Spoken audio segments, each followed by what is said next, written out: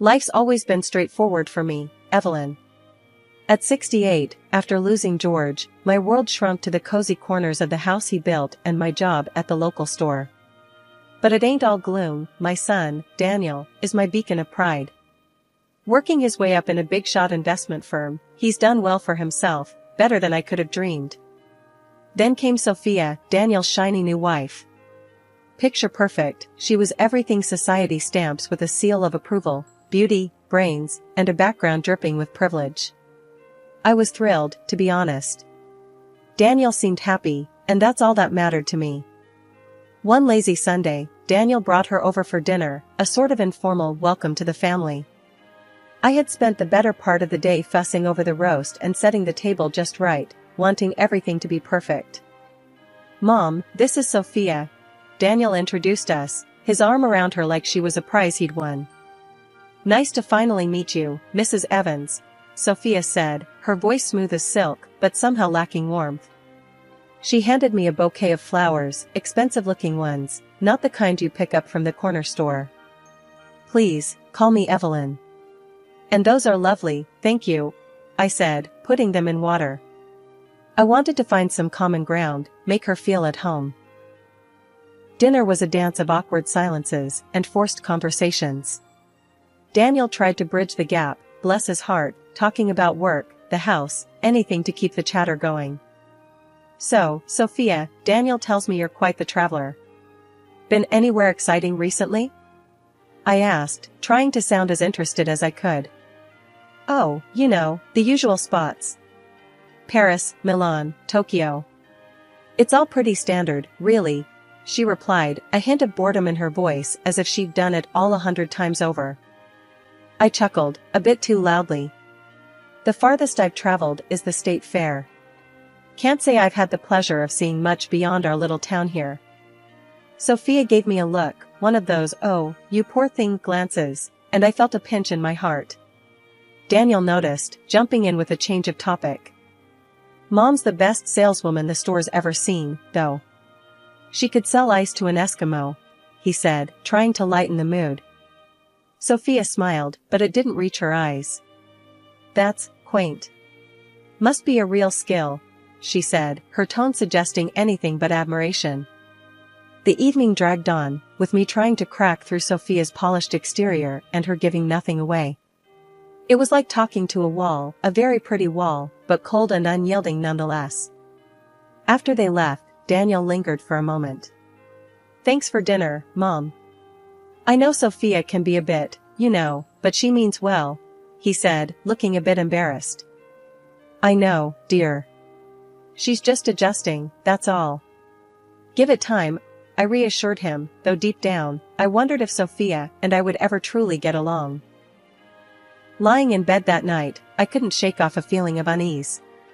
Sophia was now part of our family, whether I liked it or not. I had always dreamed of having a daughter-in-law, someone to share laughs and secrets with, but this wasn't quite what I had pictured. A few weeks after the dinner, Daniel had to travel for work, leaving Sophia to fend for herself.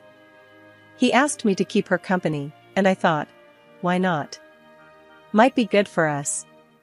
Little did I know, it had opened my eyes to a whole new side of Sophia. I invited her over for tea, thinking it'd be nice to chat without Daniel around, maybe get to know each other better.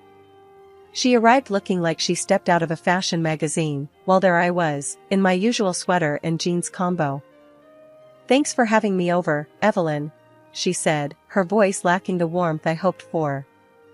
"Of course, dear. I thought it'd be nice to spend some time together, just us girls," I replied, pouring her a cup of tea. We sat in the living room, surrounded by the knickknacks and photos that made up my life story. I started talking about Daniel, thinking it'd be something we both cared about. "You know, Daniel was always such a curious child. Always asking questions, wanting to know how things worked," I said, chuckling at the memories. Sophia sipped her tea, her face blank. I suppose that's interesting. But really, I don't see the point in dwelling on the past. It's not like it changes anything," she replied, her tone sharp. I was taken aback, but tried not to show it. Well, I just thought it's nice to remember where we come from, helps us appreciate what we have now. She rolled her eyes, setting her cup down with a little too much force. Look, Evelyn, I get that you're trying to bond or whatever, but honestly, I don't see the value in these old stories. I mean, considering your background, I'm surprised Daniel turned out as well as he did. Her words felt like a slap in the face. I struggled to maintain my composure, not wanting to stoop to her level. And what's that supposed to mean, Sophia? I asked, my voice steady, despite the anger boiling inside. She shrugged, a smug look on her face. Nothing really. It's just, you're from a different world than us. Daniel's done well for himself, despite his humble beginnings. The room grew tense, the air thick with unspoken words and brewing conflict. I wanted to scream, to tell her off, but I bit my tongue. Daniel didn't need us at each other's throats. Sophia, I've always wanted what's best for Daniel.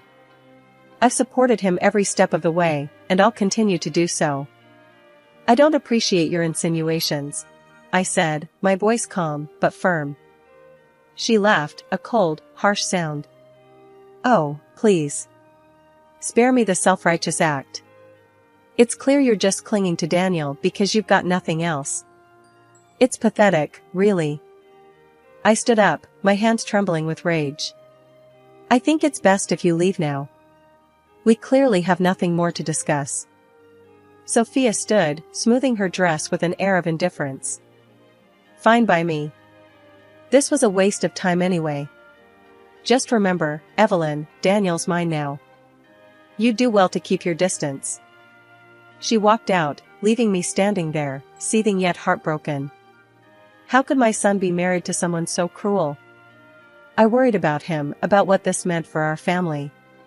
But I knew one thing for sure, Sophia had shown her true colors, and I couldn't just ignore it. After that tea disaster, things between me and Sophia went from chilly to outright frosty.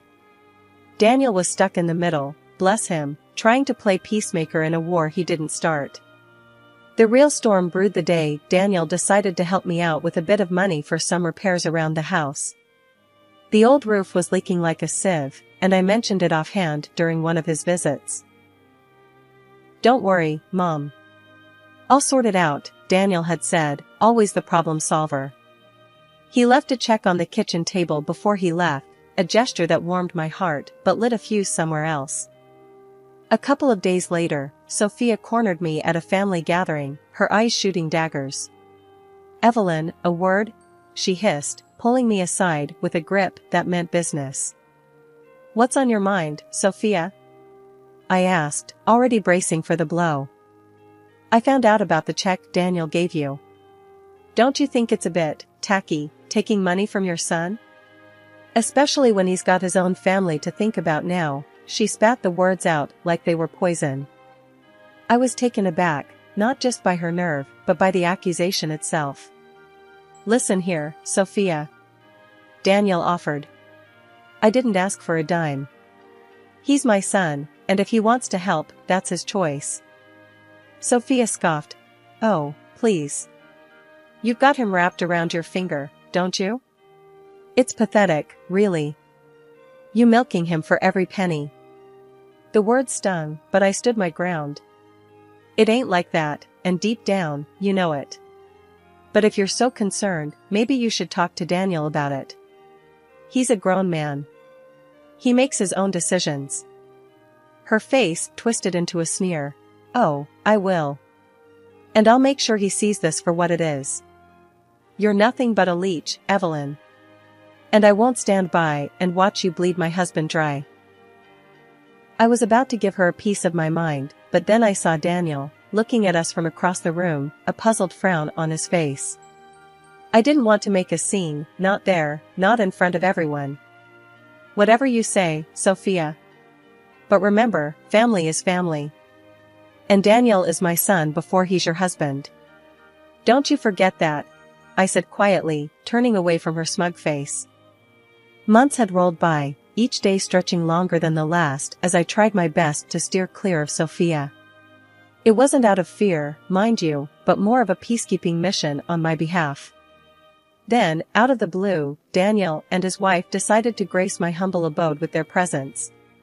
Sophia's mood was as stormy as a winter sky, her face set in a scowl that would sour milk. Daniel, ever the beacon of positivity, seemed oblivious to the dark clouds hovering over us. "Hey, Mom. I'm planning a big birthday bash at our place next Saturday. You've gotta be there. It just won't be the same without you," he announced, his usual enthusiasm undimmed by Sophia's glower. As they were about to leave, Sophia lagged behind, ensuring her next words were for my ears alone. "You know, Evelyn, it really wouldn't matter if you skipped my party. Nobody would miss you. The guest list is pretty exclusive, important people, not your crowd. You'd stick out like a sore thumb, embarrass yourself even. You don't belong there, with your simplistic views and manners." Her words were like a slap in the face, but they lit a fire in me instead of knocking me down. This had gone too far. Sophia's insults were becoming more pointed, her disdain more openly cruel. It was high time I took a stand. I decided then and there to start documenting her barbs, every single snide comment and disdainful glance. But I wasn't about to show my hand just yet. This collection of insults would be my secret weapon, kept in the shadows until the right moment came to light. I plastered on a smile, though it felt more like a grimace. "Oh, don't you worry about me, Sophia. I wouldn't miss your party for the world," I responded, my voice steady though inside I seethed. The drive in me to stand up to Sophia's bullying was stronger than ever. But more than that, I wanted Daniel to see the true colors of the woman he had married. Not out of spite, but out of a desperate hope for my son to recognize the toxic presence in his life. The air was crisp and filled with the scent of autumn as I made my way to Daniel's house, the apple pie cradled in my arms like a delicate treasure. It was his favorite, a recipe passed down through generations, perfected over a lifetime of birthdays and celebrations. Despite the warmth of the pie against my skin, a cold knot of apprehension settled in my stomach, knowing Sophia's disdain awaited me. As I stepped through the door, the buzz of the party greeted me, a stark contrast to the storm brewing within. Daniel's smile was a beacon in the sea of unfamiliar faces, his happiness momentarily dispelling my worries. "Mom, you made it. And you brought the pie." His enthusiasm was infectious, but it flickered out as soon as Sophia appeared by his side. Sophia's eyes narrowed at the sight of the homemade pie, her lips curling into a sneer. "Oh, how rustic of you, Evelyn. Bringing a homemade pie to a birthday party. How quaint," she said, loud enough for her nearby friend to overhear, her tone dripping with sarcasm. Her friend, catching on to Sophia's mood, chuckled dismissively. "Really, Evelyn, you shouldn't have bothered. We have a caterer for that." The laughter that followed from her circle felt like a slap in the face. Retreating to a corner, I fumbled with my phone, the decision to record her cruelty solidifying with each passing second. As I discreetly pressed the record button, my heart pounded, not just from fear, but from a growing sense of injustice. I forced a smile, placing the pie on the table, my hands trembling. "It's Daniel's favorite. I thought it would be a nice touch," I replied, trying to keep my voice steady. Sophia leaned in, her voice a venomous whisper meant for my ears alone. "Well, next time, maybe consider that we have standards here. I doubt anyone will even touch it. Might as well feed it to the pigs." Throughout the evening, Sophia's jabs came quick and relentless. "Evelyn, darling, that dress is a throwback, isn't it? To what era? I can't quite place. You really should try and keep up with the times. There's a thing called fashion, you know," she remarked loudly, her friends snickering in agreement. Trying to mingle, I complimented a guest on her dress, only for Sophia to interject. "Yes, it's lovely, isn't it? Something Evelyn here wouldn't know much about. But we can't all have taste, can we?" The night dragged on, each minute stretching into eternity. Sophia's words, each more cutting than the last, echoed in my ears, a relentless assault on my dignity. "Honestly, Evelyn, it's a miracle Daniel turned out so well, coming from, well, you know. But I suppose we all have our crosses to bear," she said, a mocking sympathy in her eyes. As I prepared to leave, my spirit battered but not broken, Sophia delivered her parting shot. "Evelyn, really, it's been enlightening having you here. But perhaps next time, consider if you really fit in with our crowd. It's important to know your place, after all." The drive home was a blur, tears streaming down my face, not just from the hurt but from a deep-seated anger at the injustice of it all. My phone lay beside me, a silent witness to Sophia's true nature, every harsh word and mocking laugh captured within its memory. The Thanksgiving dinner was more than a feast, it was my battleground, the stage for a revelation that had simmered beneath the surface for too long. The house was filled with the aroma of roasted turkey and the chatter of arriving guests, a mask for the tension that knotted my stomach. As the evening unfolded, Sophia maintained her polished facade, exchanging pleasantries with the guests, her laughter a little too bright, her smiles a tad too strained. Daniel was by her side, the perfect host, unaware of the storm brewing on the horizon. Once everyone had settled, plates heaped with food, the moment I had been dreading and anticipating in equal measure arrived. Clearing my throat, I stood, glass in hand, the room gradually falling silent in expectation of a toast. "I want to thank everyone for being here today," I began, my voice steady, despite the tremors that shook my hands. "Thanksgiving is a time for gratitude, for family, and for reflection on the blessings we have." Sophia's gaze was fixed on me, a smirk playing at the corner of her lips, as if challenging me to step out of the line she had drawn in the sand. "I've always believed in the goodness of people, in the strength of family bonds," I continued, locking eyes with her for a moment before turning to Daniel. "I'm grateful for my son, for the man he has become, and for the love he has always shown me." A pause, a deep breath, and then I plunged into the heart of the storm. But sometimes, we are tested. Not just by the circumstances of life, but by the people who enter our lives. We learn that not everyone shares the same values of kindness, respect, and humility. Murmurs filled the room, curious glances exchanged. Sophia's face had drained of color, her eyes darting nervously. "It has come to my attention," I pressed on, "that not everyone thinks I belong in this family. That my ways are too simple, my dress too outdated, and my presence an embarrassment." A collective gasp rose from the table, eyes now wide, fixed on Sophia, who looked as if she wished the ground would swallow her whole. "I've always believed in facing things head-on, in honesty and integrity. So, it pains me to share this," I said, my voice quivering with emotion as I reached into my pocket, pulling out my phone. "I've recorded some of these sentiments. Not out of malice, but out of a need for truth." With a trembling finger, I played the clips, Sophia's voice, unmistakably clear, spewing venom and disdain. The room was deathly silent, the only sound Sophia's voice echoing her true feelings, her insults, her lack of respect for me, for the family traditions, and for the values I held dear. As the recording stopped, I looked around at the shocked faces, then at Daniel, whose expression was a mix of horror and disbelief. Sophia was on her feet now, her chair pushed back with a clatter, her face a mask of fury and humiliation. "This is what I've faced," I said softly, the room hanging on my every word.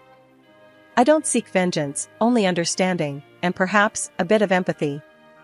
Sophia fled the room, her departure a silent admission of guilt, leaving a wake of stunned silence. The guests, once jovial and engaged in light-hearted banter, now looked on with a mix of horror and disappointment. Sophia's parents, particularly, seemed crushed under the weight of their daughter's actions, their faces etched with deep shame. I can't believe what we've just heard," Sophia's father said, his voice barely above a whisper, his eyes wet with unshed tears. "We're so sorry, Evelyn. We had no idea our daughter could be so cruel." Her mother added, her own voice choked with emotion, "This isn't the girl we raised. To be so hypocritical, so petty, we're deeply ashamed. Please forgive us." Daniel, my son, his face a mask of pain and regret, approached me slowly. "Mom, I don't know what to say. I'm so sorry. I should have seen this. I should have done something sooner." His voice cracked, betraying his inner turmoil. He continued, a determined edge to his voice, "I won't chase after her. She needs time to think about her actions. And believe me, we're going to have a very serious talk about our future. This isn't what I signed up for. Standing there, amidst the aftermath of truth laid bare, I felt a wave of calm wash over me. It was a strange feeling, knowing that standing up for myself, exposing the bitterness and cruelty for all to see, had led to this moment of vindication. I've always believed that you reap what you sow, I said, my voice stronger than I felt. Evil can't go unpunished. And today, well, today was about setting things right. The room, once filled with the sounds of celebration, was now heavy with reflection and the somber realization of the hurt that had been caused. But amidst the discomfort and the apologies, there was a sense of closure, of wrongs being acknowledged, and the faintest glimmer of hope for healing and forgiveness. Daniel nodded, a silent promise in his eyes that things would change. And as the guests began to murmur amongst themselves, a consensus was reached. Today had been a revelation, a turning point. 2 months had trickled by since the echoes of Thanksgiving had faded into a tense silence between us all. The chill of winter had set in, bringing with it a sense of reflection and, for me, a sliver of peace in the solitude of my home. That peace was shattered one morning by the shrill ring of the phone, breaking the quiet like a siren's call. On the other end was Sophia, her voice tinged with a desperation I hadn't heard from her before. "Evelyn, I'm at my wit's end here," she blurted out, skipping the pleasantries as if our last conversation hadn't ended with cold finality. "Daniel's shut me out completely. He's talking about getting a divorce, and he won't listen to anything I say. You have to help me talk to him." Her words, demanding and sharp, sparked a fire in me, a mix of indignation and disbelief. How could she, after everything, still see me as a pawn in her game? "Sophia," I replied, my voice firm, "why on earth would you think I'd intervene on your behalf? After the way you've treated not just me, but Daniel as well?" There was a pause, a hitch in her breath. "Because you're his mother," she said, as if that explained everything. "Surely you don't want to see your son go through a divorce. You can convince him to give this another shot." The audacity of her request left me momentarily speechless. To think she still believed she could manipulate the situation to her favor showed how little she understood about family, about respect. "Listen, Sophia," I began, my patience wearing thin. "My son's happiness is my only concern here. And it's become painfully clear that being with you isn't what's best for him." Her voice cracked, a blend of anger and sorrow. "But we can fix this, can't we? I mean, everyone makes mistakes. I need a chance to make things right." The plea, had it come from a place of genuine introspection, might have tugged at my heartstrings.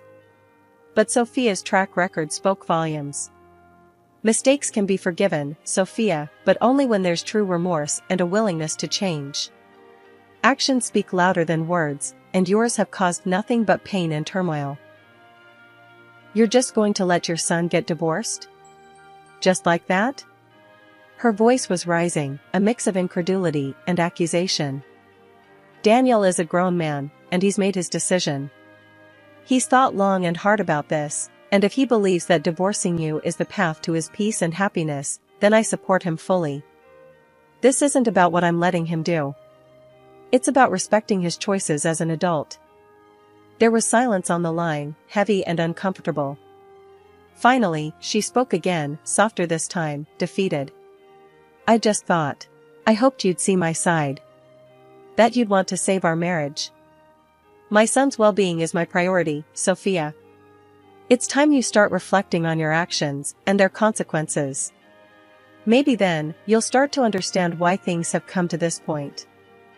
The call ended shortly after, a quiet click echoing the finality of our conversation. In the weeks that followed, Daniel moved forward with the divorce proceedings. It was a period marked by quiet contemplation and, for Daniel, a reclamation of his sense of self, away from the tumultuous marriage that had weighed him down. As for me, watching my son navigate this painful chapter was heart-wrenching, but in his resilience, I found a strength I didn't know we had. We talked more openly than ever before, about life, love, and the importance of respect and honesty in all relationships.